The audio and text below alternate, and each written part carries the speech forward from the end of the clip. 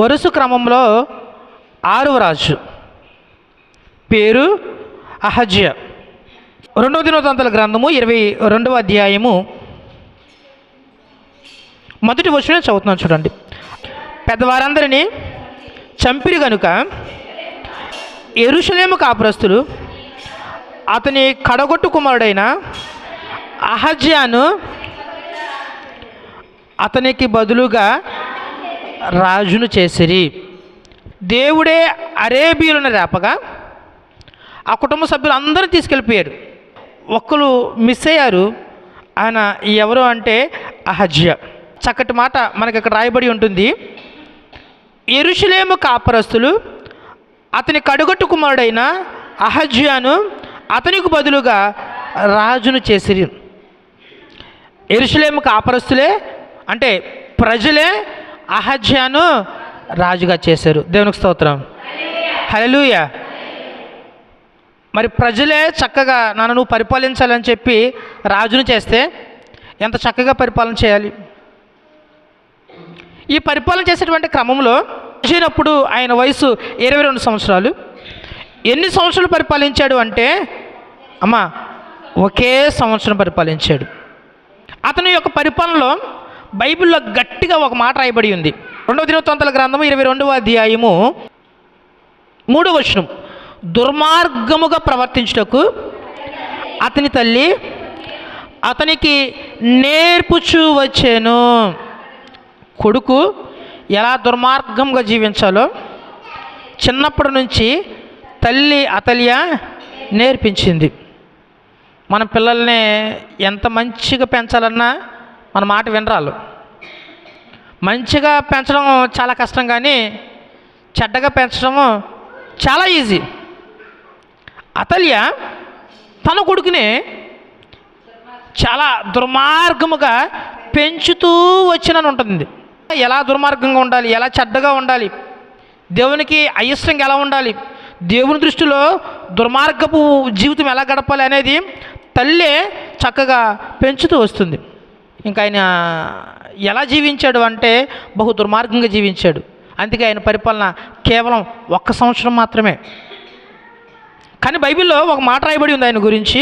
ఏంటి అంటే 4వ వచనంలో, ఆహాబు సంతతి వారి వలె అతడు యెహోవా దృష్టికి చెడు నడత నడిచెను. అతని తండ్రి మరణమైన తర్వాత వారు అతనికి ఆలోచనకర్తలై. ఎవరు? ముందు రాయబడింది కదా, ఆహాబు సంతతి వారు. ఎవరు ఈ ఆహాబు సంతతి వారు అంటే ఇశ్రాయేలు రాజులు.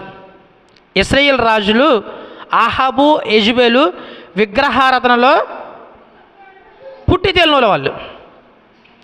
ఎలా విగ్రహారాధన చేయాలి, ఎలా దేవునికి అయిష్టంగా జీవించాలి అనేది వీరిని చూసి నేర్చుకోవాలి.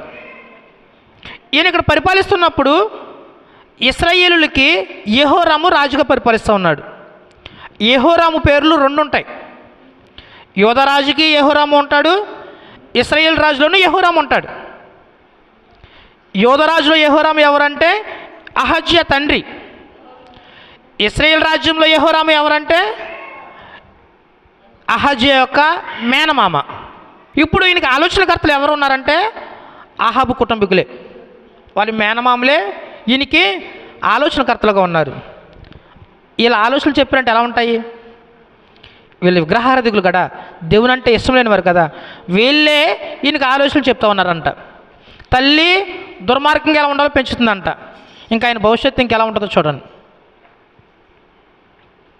బైబిల్లో వీళ్ళ గురించి ఆలోచనకర్తలు రాయబడింది, కానీ వీళ్ళు అహజ్యాకి నాశనకర్తలు.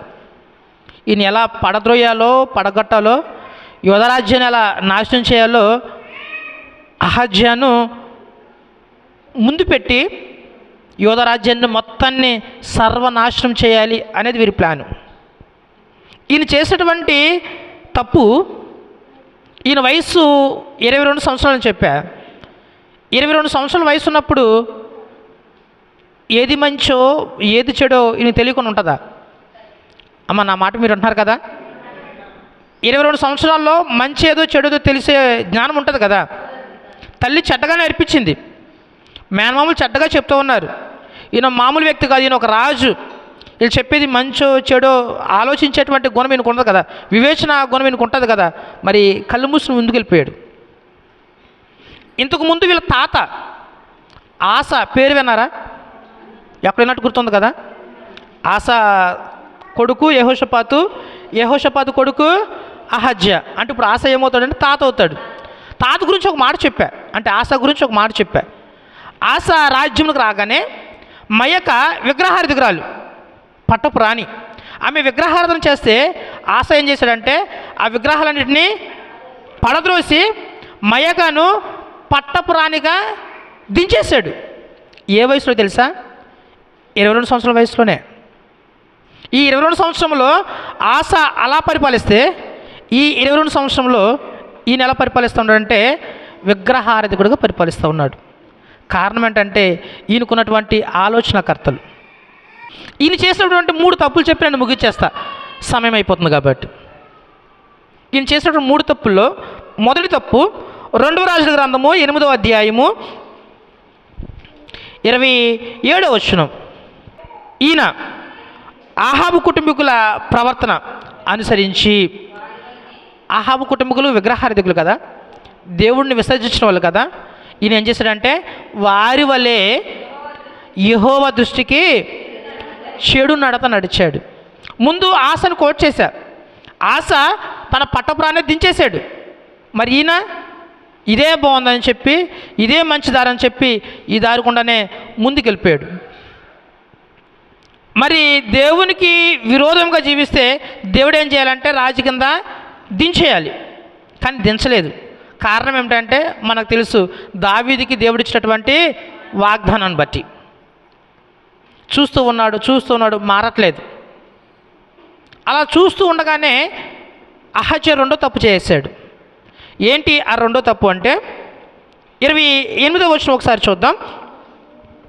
అతడు ఆహాబు కుమారుడైన యెహోరాముతో కూడా రామోత్గిలాదు యందు సిరియా రాజైన హజాయేలుతో యుద్ధము చేయ బయలుదేరగా. 2వ తప్పు ఏంటంటే రామోత్గిలాదు కొరకు యుద్ధానికి వెళ్ళాడు.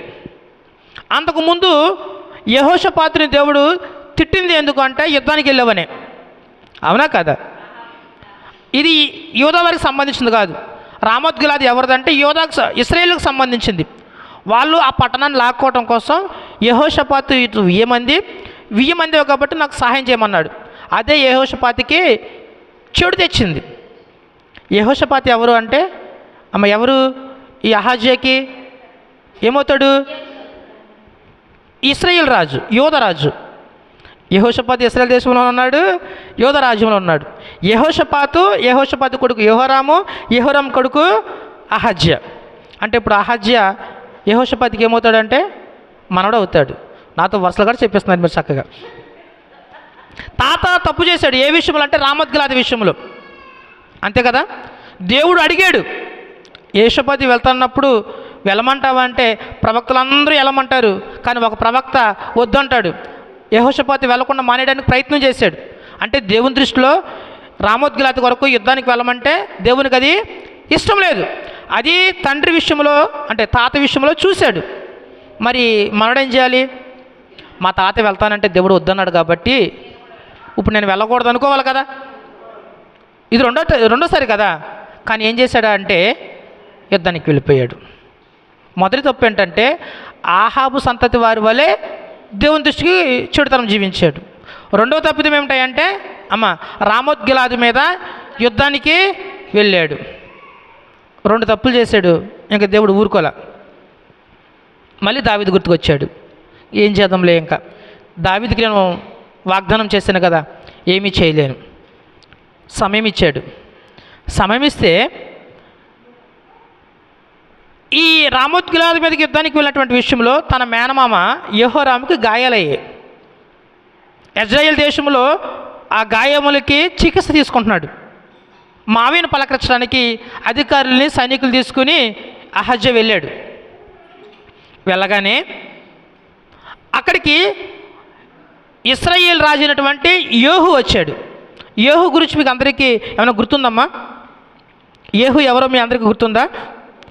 యేహూ ఎవరయ్యా అంటే ఆహాబు సంతతి వారిని నాశనం చేయడం కోసమే దేవుడు రాజుగా ఏర్పాటు చేసుకున్న వ్యక్తి యేహూ. ఆ విషయము బైబిల్లో మనకి రాయబడి ఉంటుంది. నేను మీకు ముందు ఉంచుతాను. 2 దినవృత్తాంతాల గ్రంథం 22వ అధ్యాయము 7వ వచనం 2వ భాగం చదువుతున్నా. ఎట్లనగా, అతడు వచ్చినప్పుడు ఆహాబు సంతతి వారిని నిర్మూలము చేయుటకై యెహోవా అభిషేకించిన నింషీ కుమారుడైన యేహూ మీదకి అతడు యెహోరాముతో రాగా. మూడో తప్పు చేశాడు. ఆ మూడో తప్పు ఏంటంటే యేహూ మీదకి వచ్చాడు. యేహూ ఎవరన్నా అంటే ముందు రాయబడి ఉంది, యేహూని దేవుడు అభిషేకించాడు. ఎందుకు అభిషేకించాడంటే రాజుగా కన్నా అతనికి ఒక పని ఇచ్చాడు, ఒక టాస్క్ ఇచ్చాడు. ఏంటంటే ఆహాబు నాకు వ్యతిరేకంగా జీవించాడు కాబట్టి నువ్వు చేయవలసిన మొదటి పని ఆహాబు సంతతి వారందరిని ఏం చేయాలి? చంపేసేయాలి. నువ్వు ఆహాబు సంతతి వారిని చంపడం కోసమే నిన్ను అభిషేకించా. ఆ మాట మనకి బైబిల్ గ్రంథంలో రాయబడి ఉంటుంది. దేవుడు పని చేయడం కోసం యేహూ నిలబెట్టుకుంటే ఈ అహజ్యా మేనమామ మీద ప్రేమ పొంగి పొర్లి దేవుడే ఏర్పాటు చేసినటువంటి యేహూ మీదకి యుద్ధానికి వెళ్ళాడు. అమ్మ అర్థమైందన్నమాట. ఏం చెప్పాను? ఆహాబు సంపత్తి వారిని చంపడానికి దేవుడే యేహూ అనేటువంటి రాజుని ఏర్పాటు చేసుకున్నాడు. ఇతను యెహోరామును చంపడానికి వస్తాడని తెలిసి ఆయనకి సంబంధమే లేదు, మేనమామ అంతే. దేవుని పనిని వ్యతిరేకిస్తూ ఈ అహజ్యా ఎవరి మీదకి వెళ్ళాడంటే యేహూ మీదకి వెళ్ళాడు. దేవునికి చెడుగా ప్రవర్తిస్తూ వదిలేశాడు. రామోత్ గిలాదు మీదకి వెళ్తే పోనీలను వదిలేశాడు. మూడో తప్పు ఏం చేశాడంటే ఏకంగా దేవుని పనికే అడ్డం వచ్చేసాడు. ఊరుకుంటాడు? ఇంకా ఊరుకోలే. యెహోరాముని చంపేశాడు. యెహోరాముని అంటే మావయ్యని ఎప్పుడు చంపేస్తాడని తెలిసిందో అహజ్యా పారిపోయి దాక్కున్నాడు. దాక్కుండగా ఒక మాట మీ ముందుంచి నేను ముగిచ్చేస్తా. 22వ అధ్యాయంలోని 9వ వచనం, అతడు అహజ్యాను వెదికెను. అతడు షోమ్రోనులో దాగి ఉండగా వారు అతన్ని పట్టుకొని యేహూ వద్దకు తీసుకుని వచ్చిరి. వారు అతన్ని చంపిన తర్వాత చూసారా, దేవుడు అవకాశం ఇస్తూ ఉంటే దాన్ని సద్వినియోగపరచుకోవాలి. ఒక తప్పు చేస్తే వదిలేశాడు, రెండో తప్పు చేస్తే వదిలేశాడు, ఇప్పుడు దేవునికే విరోధంగా వెలిశాడు. ఇక దేవుడు చూస్తూ ఊరుకోల. యెహోరామును చంపేస్తే పారిపోయిన సంగతి ప్రజలు చూసి ప్రజలే అహజ్యాను తీసుకొచ్చి యేహూ ముందు నిలబెట్టాడు. యేహూ అహజ్యాను చంపేశాడు. చంపేసిన తర్వాత ఈ శవం ఎలా ఉందంటే అనాథ శవంగా ఉంది. ఎందుకంటే అహజ్యా ఏ దేశపు వాడు అంటే యోధా దేశపు వాడు. ఎక్కడ చనిపోయాడు అంటే ఇశ్రాయేల్ దేశంలో చనిపోయాడు. చేయడానికి ఇంకెవరు లేరు, ఎందుకంటే మేనమామ కూడా చచ్చిపోయాడు. మరి శవము అనాథగా ఉంది. వీళ్ళ తండ్రి బతికి ఎలా ఉందంటే అనాథ శవం కింద ఉన్నారు కదా. కానీ విచిత్రమైనటువంటి మాట చెప్పి నేను ముగిచ్చేస్తా. అది ఏమిటంటే దాన్ని కంటిన్యూ చేస్తే 9వ వచనంలో, వారు అతను చంపిన తర్వాత ఇతడు యెహోవాకు హృదయపూర్వకముగా వెతికిన యెహోషాపాతు కుమారుడు కదా అనుకుని అతన్ని పాతి పెట్టిరి. దేవునికి స్తోత్రం. ప్రజలందరూ అనుకున్నారంట ఈయన ఎవరు అంటే యెహోషాపాతు కొడుకు. యెహోషాపాతు అంత మంచి పేరు తెచ్చుకున్నాడు, కానీ కొడుకు కాదు, మనవడు. కానీ వాళ్ళు వేరే దేశం కదా, ఈయన యెహోషాపాతు కొడుకే అనుకుని తీసుకొచ్చి సమాధి చేశారంట. యోధా రాజు అయినటువంటి అహజ్యా గురించి మనం విన్నాం కదా. ఏం నేర్చుకున్నాం? అహజ్యా కూడా 3 సందర్భాలు దేవుడు అవకాశం ఇచ్చాడు. మనకడ ఎన్నో అవకాశాలు దేవుడు ఇస్తూ ఉన్నాడు. ఇంకా చూద్దాంలే చేద్దాంలే అనుకున్నాం అనుకోండి, అమ్మ రాకడ ఎప్పుడు వస్తుందో మనకి తెలియదు. మనము సిద్ధపడాలి. అహజ్యా సిద్ధపడలేదు, చనిపోయాడు అంతే. 1 సంవత్సరం పరిపాలించాడు అంతే, చచ్చిపోయాడు. మనకు దేవుడు చాలా సంవత్సరాలు మరి ఒక నూతన జీవితాన్ని ఇచ్చాడు. ఇప్పటికైనా మన బ్రతుకును సరిదిద్దుకుని మన జీవితాన్ని సరిదిద్దుకుని ముందుకు వెళ్దాం. అటు కృప దేవుడు నీకు నాకు మనందరికీ అనుగ్రహించును గాక.